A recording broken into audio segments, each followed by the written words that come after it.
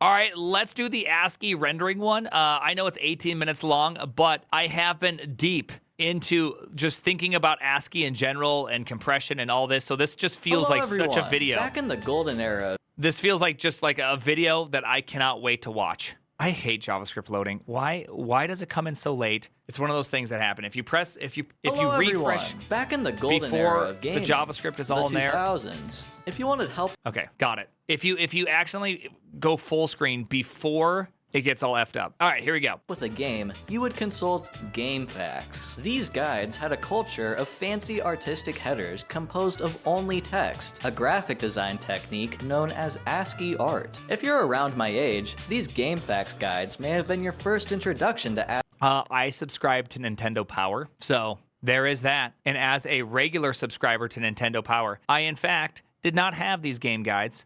I used Nintendo Power to get there, and it was great. ASCII art, but the technique goes all the way back to 1966 and even further back to 1867 if you include typewriters. But what I'm thinking about is the future. Could we render a game as ASCII art? And if we did, would it even look good? Would it even be playable? So today, we'll be turning Isn't ASCII art, isn't the playability of ASCII art just proportional to how many ASCIIs you make, right? Like if you just make by the way, ASCII art with the typewriter is just seriously crazy. Because it's just a shaped pixel. And so you know, if you do like 300, if you do 160 by 90, you've effectively made a really just crappy resolution thing.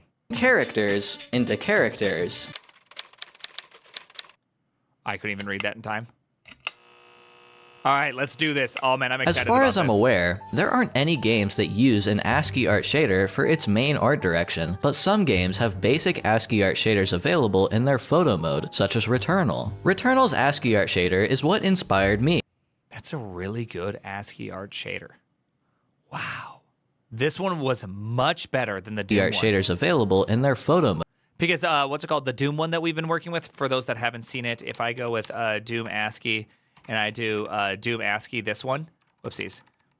It's really just using the what's it called? The intensity of a cell as like how it determines what character to draw. But that didn't look like that. That did not look like the intensity of light. It looked like something a lot more. Right? That looked like something a lot more. That was actually doing such as more than just Returnal. color. Returnal's Right? Because it's just so good. That was so good. ASCII art shader is what inspired me, because quite frankly, it doesn't look very good. While it does Okay. I thought that looked quite excellent, given the fact that that was like a serious low res. Like, look at that. How many columns are we talking? 50 columns? 60 or 60 rows? 50 rows? Like, that's not a lot. That was really good. That was very, very nice.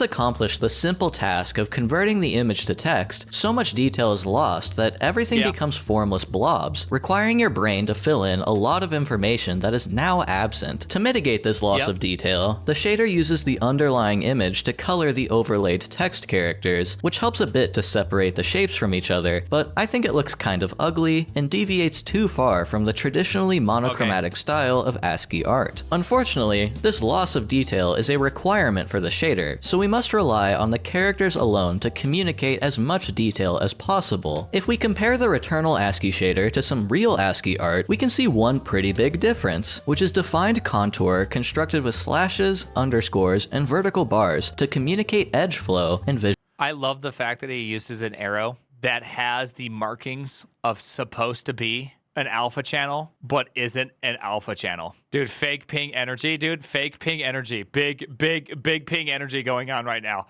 The big ping energy is some of my favorite. It's just some of my favorite. It is just so good. But yes, that's what I always wondered, because in the Doom one that I was showing you earlier, if you look at it really closely, here, out. All right, Vim out. If you look at it really closely, if you just look at this, you'll notice that the brightness of the cell dictates the shape. So if we go and we try to find like a pound sign, you'll notice that the pound sign right here is the precursor is a foreground coloring of true color with 223, 223, 223, which is like heavily white, right? Like that's almost a full luminosity cell. If you look for eights, right? Eights, exact same thing in let's see. Oh, dang it, that's a color. Where's a non-color one? Here, let's look for M88. There we go.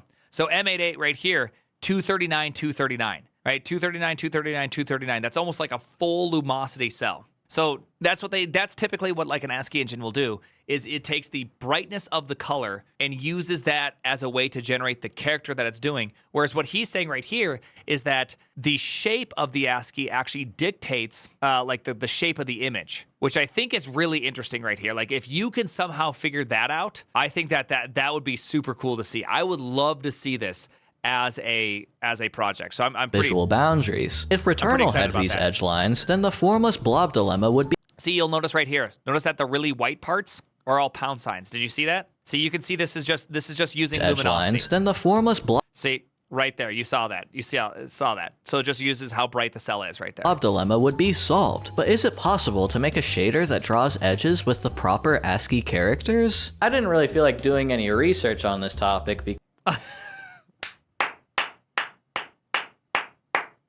That is my favorite way, by the way, to do anything. I've been building my little Ascii engine right now with its own transport and real-time view rendering and all of that. And when someone's just like, hey, what research did you do? I'm like, research? What? Like, you don't do that. No. Reinvent the wheel immediately. Because research for I already know how to PhDs. solve the problem, so I don't need to do any research. Which means today is an Acerola invention. The shader I showed at the beginning of the video features exactly what we need. Ascii edges that follow the image. Dang. Oh, look at that. Look at that eyebrow. Oh, that eyebrow is so good. Oh, that eyebrow is so good.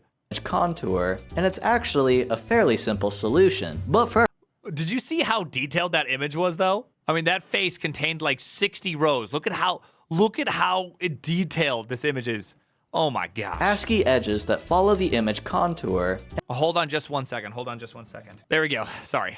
Flip, take that out. 4K resolution with 8 pixel font. Yeah. That's pretty much what's happening. And it's actually a fairly simple solution. But first, a word from our sponsor. Let's go, This sponsors. video has been sponsored by Brilliant. Brilliant is the best way to learn math, data science, and computer science interactively. Brilliant offers thousands of lessons from basic to advanced. So if you're just getting started learning math or are brushing up on your linear algebra for graphics programming, Brilliant has something. Real talk, I actually could use some brushing up on my linear algebra. It's pretty weak. I actually need to learn more linear algebra.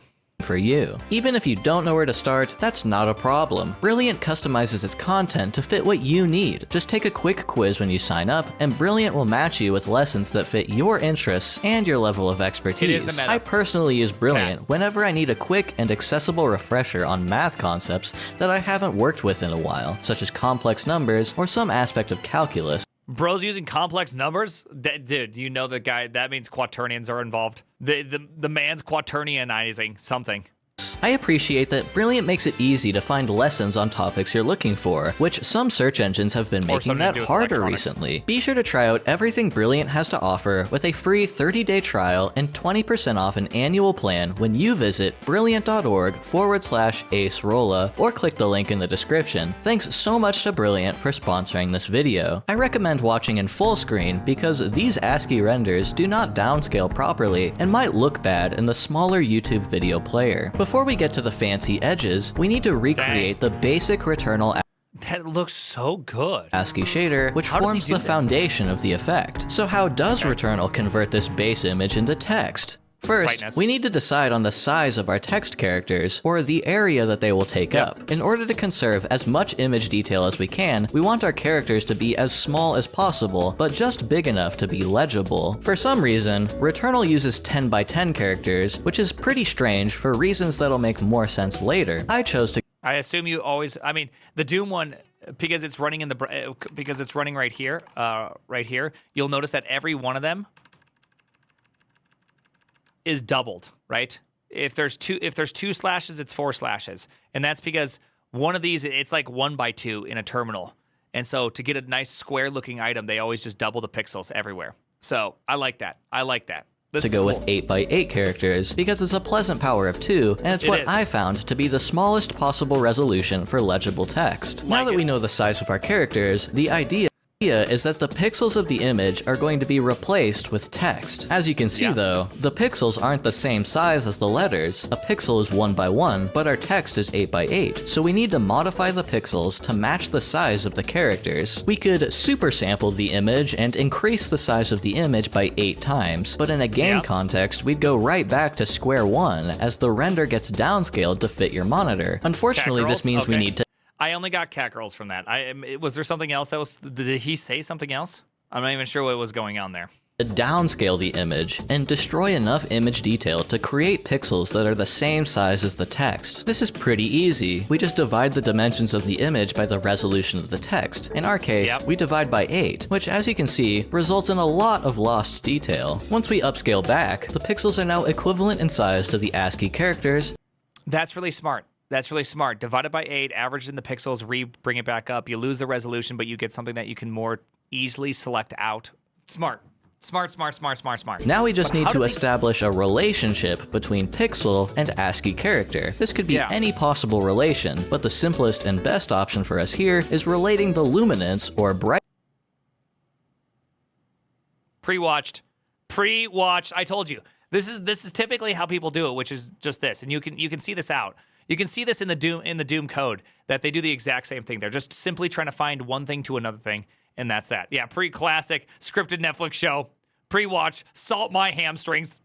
Brightness of the pixel to a specific character. Desaturating the image gives us the luminance, but this brings up another problem. There's a lot of different possible luminance values, way more than there are ASCII characters. So to make our lives easier, we want to reduce or quantize the luminance to a smaller set of possible values. This will also let us control how many ASCII characters there are. I wanted 10, so we need to take all the possible luminance values and translate them to one of 10 values. Since luminance is already a value between 0 and 1, we can quantize it down to 10 possible outputs by multiplying by 10, taking the floor, and dividing by 10. Now our image is composed of only 10 luminance values, and it's ready to...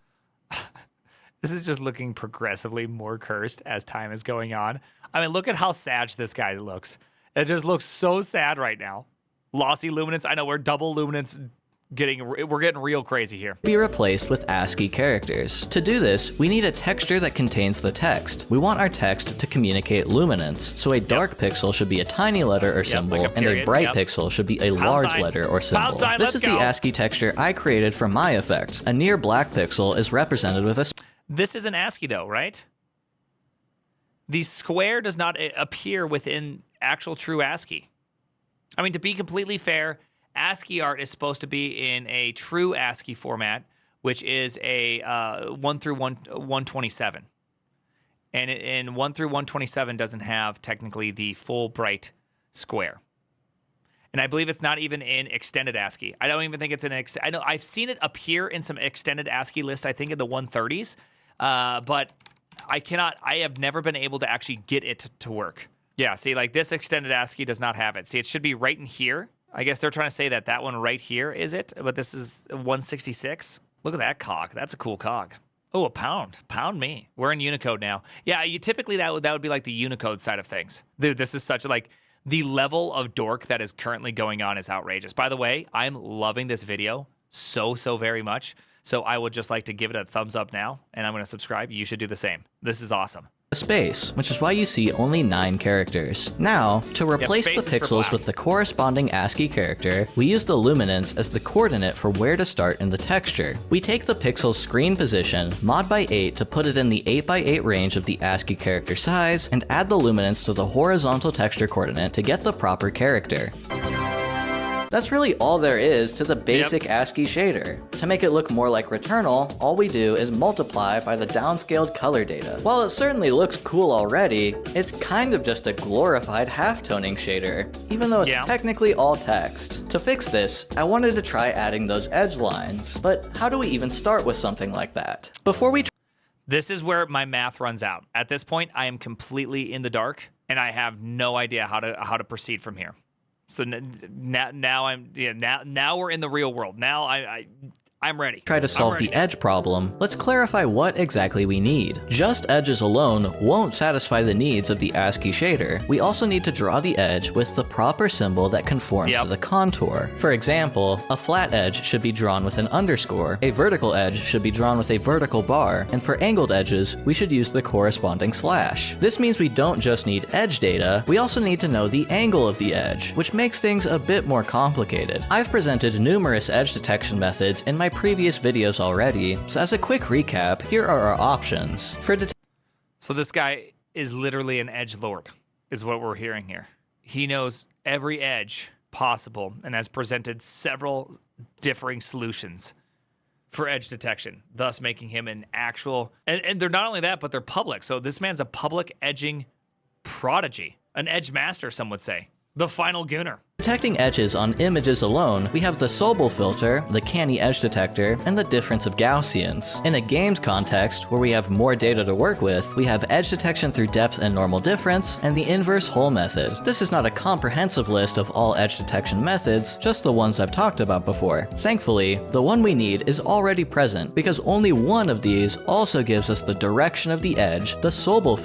I was hoping it was the normal one. Okay, the Sobel filter. That's because the Sobel filter isn't really an edge detector, it's an approximation of the image gradient. When you hear gradient, you might think of a blend between two colors, but in vector calculus, the gradient of a function is a vector field where each vector points in the direction of greatest change. The Sobel filter, when convolved with our image, gives us this gradient vector for each pixel. As you can see, there is only change detected along the border of our circle, with no change on the flat color area. Since these are vectors in two-dimensional space. That was super dang, but I kind of want to learn about this now. I kind of, you know, now all of a sudden, I'm excited. Damn, I studied this in third year. Well, I've never studied this. This is great, though. This is actually great. Okay, so that's cool. I feel like we could keep on going with my Ascii engine, and maybe we do real-ass art. We can get the angle of the vector with the wonderful atan2 function.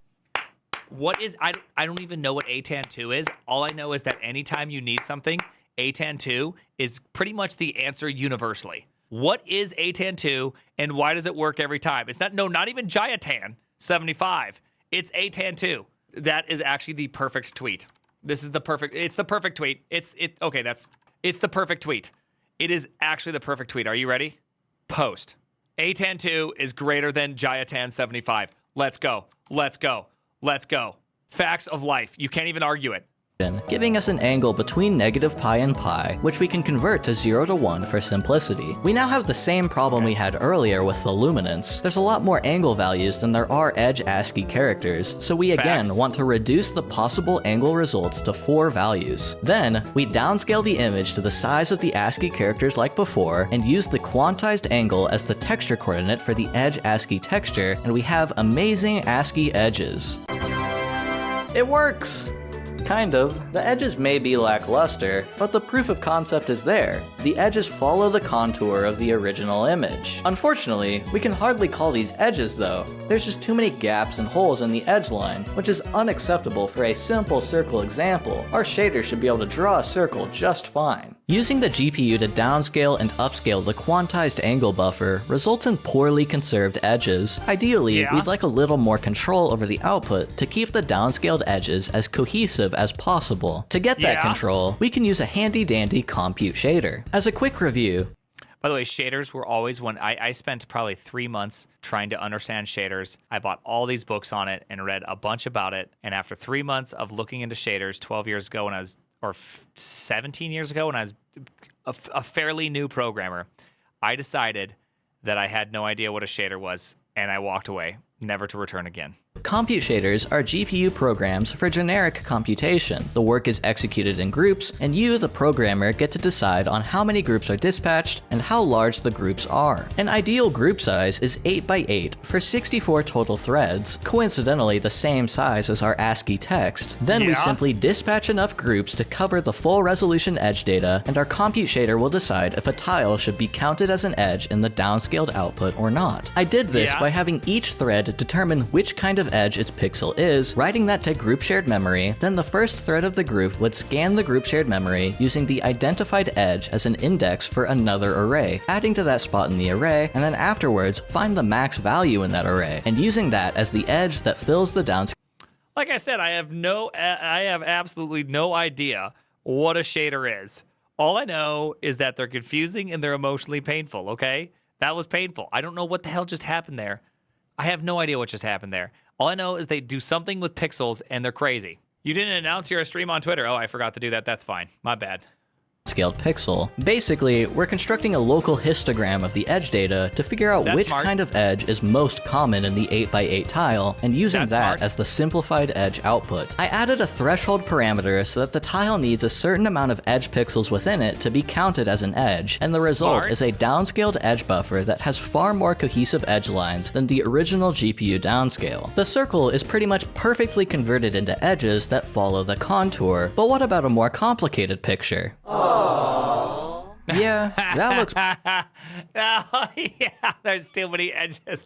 Let's go. Oh, that hurts a little bit. Dude, that had to just be the worst feeling in the universe after going through all of that to finally get done with it. Like, you can almost see the shape in there. To finally get done with it just to get hit with that. Pretty bad. This is because our Sobel filter isn't actually edge detecting. To convert the Sobel filter into an edge detector, we have to threshold the magnitude of the gradient. Essentially, if does that mean you have to Sobel filter your Sobel filter? a high change is detected, then it's an edge. Otherwise, it's not. This fixes the render, but the problem with this is that the edges look like complete ass. The Sobel filter is not meant to produce aesthetically pleasing edges. It's meant to extract features for data analysis. We can fix this by adding another pre-processing step to our effect. With a simple difference of Gaussians, we can extract high-frequency details of the image in a way that looks more pleasant, and then run the Sobel filter on that for edge direction data. As you can see, the difference of Gaussian's edge lines look... Dang, that's looking hot. There we go. We're going places. This looks good. Far better than the Sobel filter edges. He does just In keep another saying video simple. of mine, I demonstrated how the difference of Gaussians can be used. What is the difference of Gaussians? What does that do? Because it's obviously turning this into some sort of monochromatic picture, and wherever it seems to be a lot of change, it goes brighter, or not even a lot of change, a lack of change. I like your funny words, Magic Man. I know. Another video reacted just to different kernels. It's really simple. Is it just really simple? Does it have to do with lack of change? Ah, man, you just Gaussian blur it twice with different amounts on subtract. Oh, and just to be clear, just so if I remember correctly from my shader 17 years ago, a Gaussian filter is literally just you take like a square of 9, if you will, and you take this guy and you like average in all the surrounding pixels, right? Am I doing this correct? That's effectively a Gaussian filter. I feel like I'm effectively correct on that one. Yeah, okay, yeah.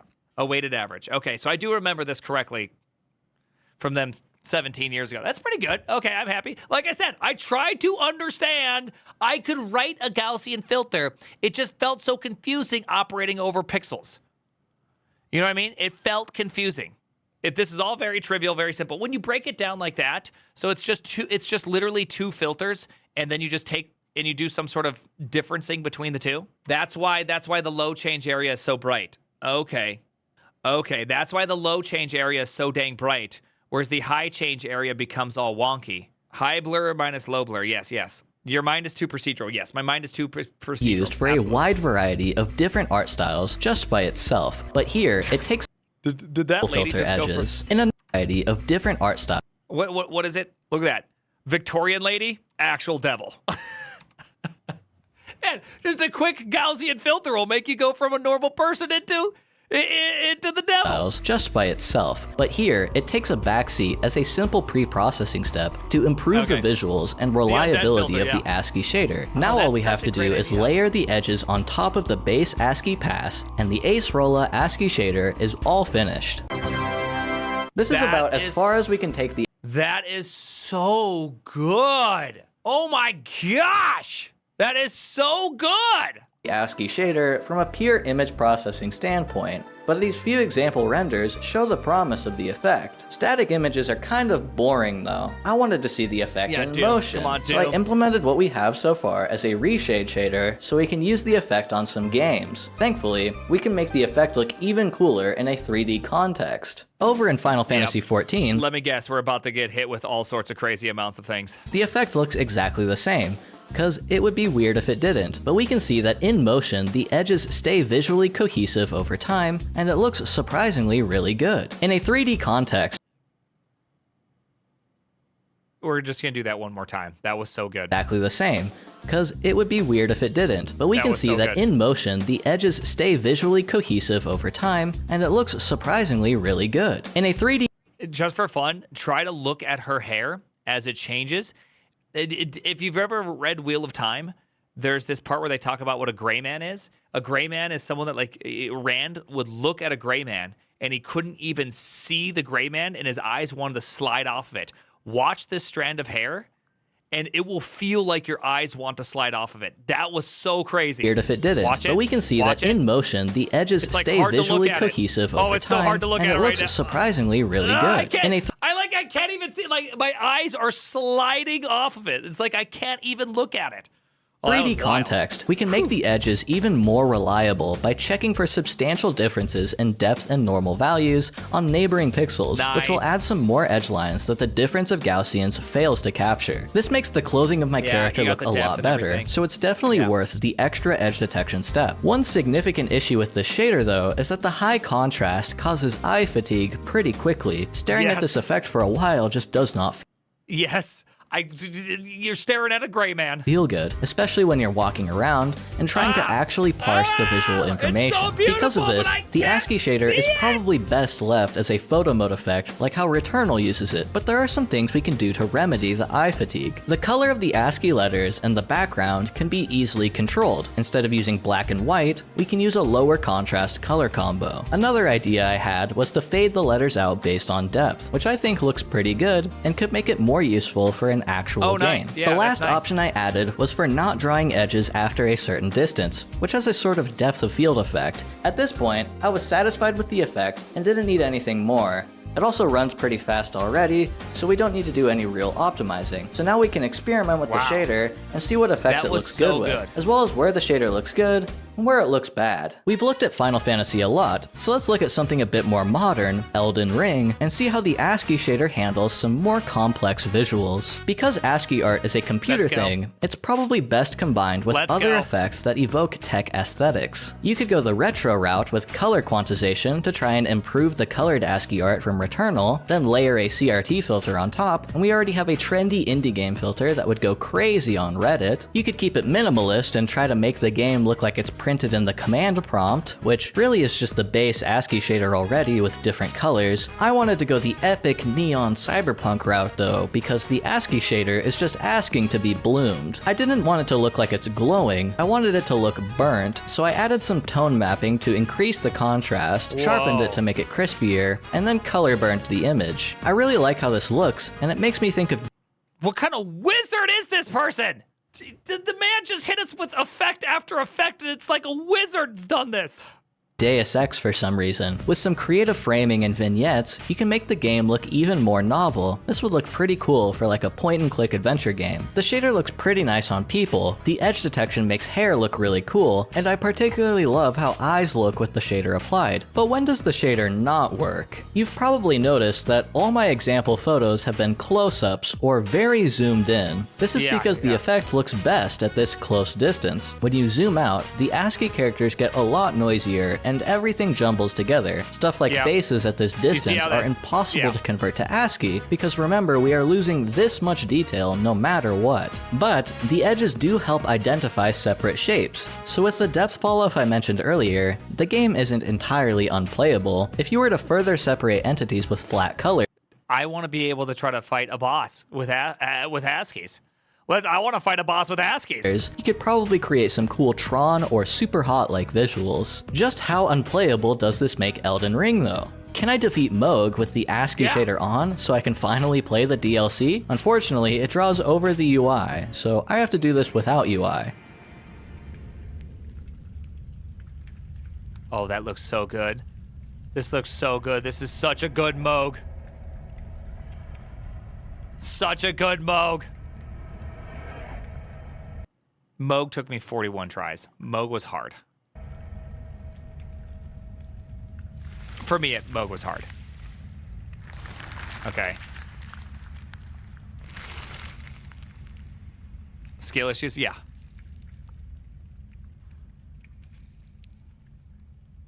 Oh, he did pick the perfect scene, too. Because if you remember Moog is a very... oh, yeah, look at that blood go. Moog is a very fiery boss. And so it just makes such a good experience for this shader. Oh, this is so good. Look at those little... Dude, look at the like, the ash and the dust.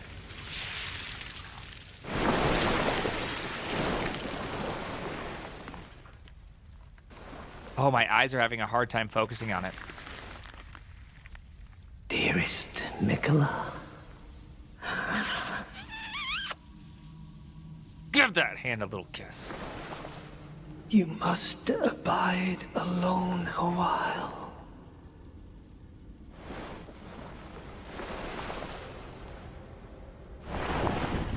Wow. Oh, that looks great.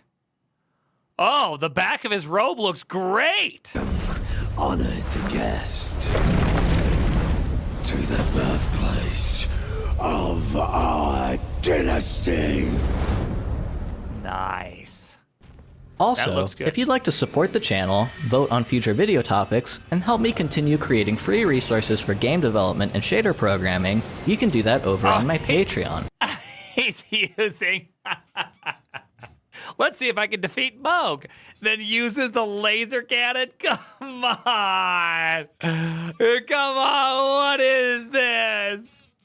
That was so great. Hey, by the way, Ace Rolla _T, Patreon Ace Rolla _T. You should definitely go there. This is just straight chatting of the Giga Chad level. As This is usual, amazing. a huge thank you to all my current patrons. Without your support, Look at that. I wouldn't be able to speedrun Elden Ring on a new character in time for the DLC release. Well, that was easy. The Ascii shader was no burden at all. In the end, this is the kind of shader that you have to design entirely around due to its heavy restriction on image detail, and it isn't like a He's right. That Ascii shader provided no barrier for him. I mean, first off, he's obviously that good at the game that it provided no barrier. That was incredible. Absolutely incredible gameplay right there. CRT filter where you can kind of just slap it on and call it a day. It still makes for a really cool photo mode effect though, Imagine and you can see taking some 41 more images and videos of it over on my Twitter page.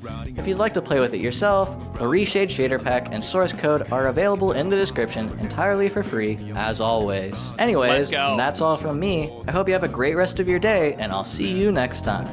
Let's go. That was good. I got sexy at the end. All right, everybody. That's definitely a subscribe. Hey, a hype train. Thanks for the hype train. That's definitely a subscribe. Definitely a subscribe. Go check it out. That was awesome. That was so cool. Man, Ascii stuff, I just find that stuff just so interesting. Just the whole concept of it all. I just absolutely am a huge fan of it all. So this was great. Check out Ace Rolla. The name is the Primogen.